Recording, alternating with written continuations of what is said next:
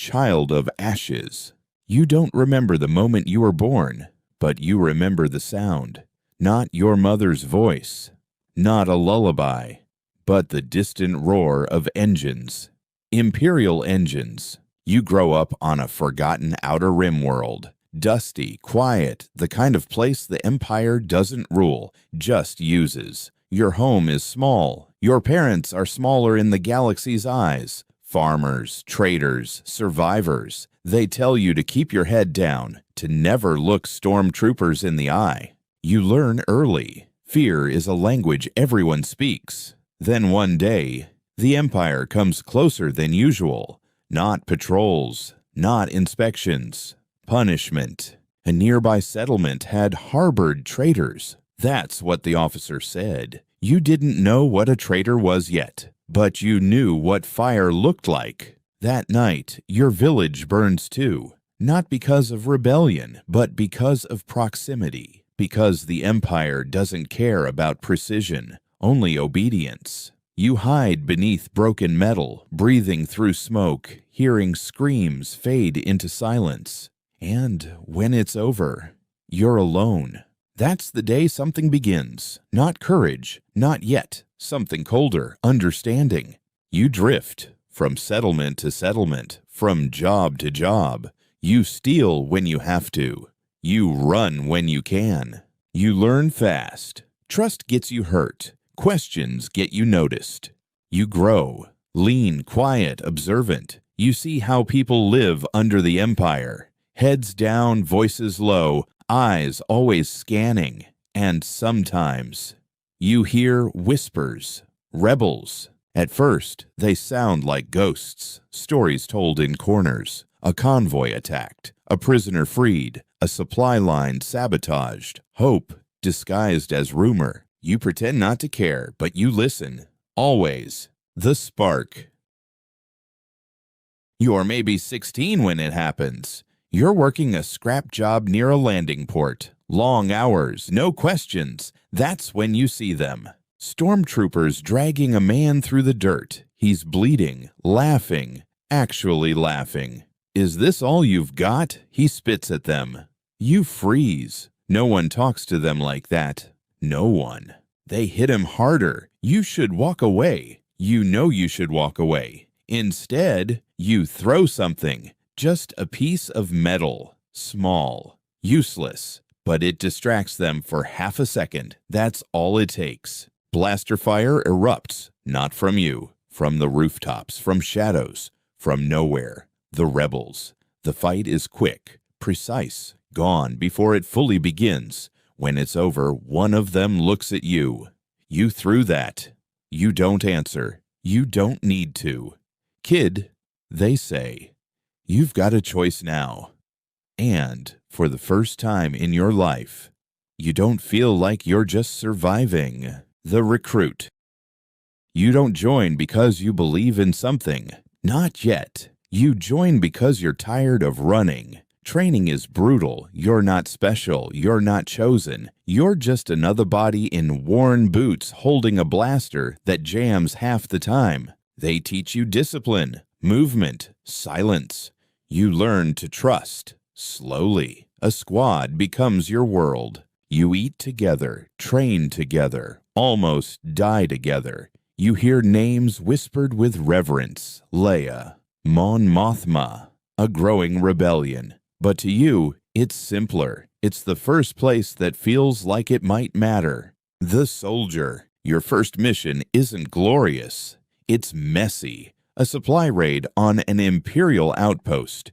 You're terrified. Your hands shake as you hold the blaster. Then it starts. Everything becomes noise, shouting, fire, movement, and suddenly, it's quiet. Too quiet. A stormtrooper rounds the corner. You both freeze. Just a second. Then instinct takes over. You fire first. He drops. And just like that, you've crossed a line. There's no speech, no ceremony, just the weight of it. You don't celebrate. You don't sleep much after that. But something changes. You stop hesitating. The fighter. Missions get harder, sabotage, escort, extraction. You lose people, not dramatically, not heroically, just gone. One moment they're there, the next they're not. You learn not to ask why. You learn to focus on what's next. And slowly, you get good, not flashy, not reckless, reliable. That's what matters. Your commanders notice. You're given more responsibility, more trust, more risk. And with each mission, the fear fades. Not completely, but enough. The leader. It happens without warning. You're in charge now. Just like that.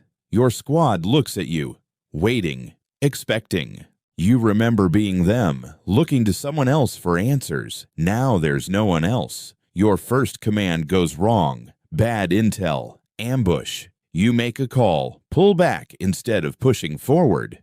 You lose the objective, but you save your people. That night, one of them says, "You made the right call." You're not sure, but you realize something. Leadership isn't about winning. It's about choosing what matters most. The rebel officer. Now you're planning missions, not just fighting them. You see the bigger picture. Supply lines, fleet movement, intelligence networks. The rebellion isn't just a group anymore. It's becoming something real, organized, dangerous.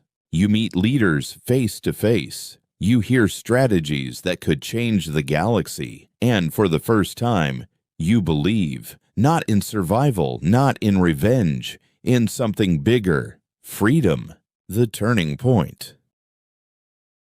Then comes the mission, the one that changes everything. High risk, high stakes. You're tasked with infiltrating a heavily guarded Imperial facility. The intel inside could shift the balance. Everything depends on it. You go in quiet. Too quiet. It's a trap. Alarms, troopers, chaos. Your squad looks to you. You make the call, push forward, not retreat. You reach the data core. You get what you came for, but extraction, impossible. You hold the line while the others escape. Blaster fire everywhere. Your world shrinks to seconds. Shots, movement, breathing, and then darkness. The commander. You return different, not broken, forged. You've seen the Empire up close. You understand it now. Its strengths, its weaknesses. You're promoted, given command of larger operations. You lead strikes that matter, that shift battles, that save lives. People know your name now, not as a legend, but as a leader, and you carry every loss with you, every face, every moment, because that's what keeps you human. The rebellion grows. The Empire pushes back harder. Battles rage across systems. You're there for some of them, not all, but enough. You see victory, you see devastation, you see hope rise and nearly fall, and through it all, you keep going, because stopping isn't an option. The high command. One day, you're called in, not to fight, to decide. You sit at the table, maps, reports, leaders. They look at you not as a soldier, but as someone who shapes the war. Your voice matters now. Your choices affect worlds, and you realize something strange. You miss the simplicity, the clarity, but this is where you're needed, the legacy. The war doesn't end in a single moment, but it shifts. The Empire cracks. The rebellion becomes something more. And you stand at the top, not because you wanted power, but because you kept choosing to stay, to fight, to lead. You think back to that child in the ashes, alone, afraid, lost, and you realize they're still part of you, but they're not all of you anymore. Epilogue. What remains?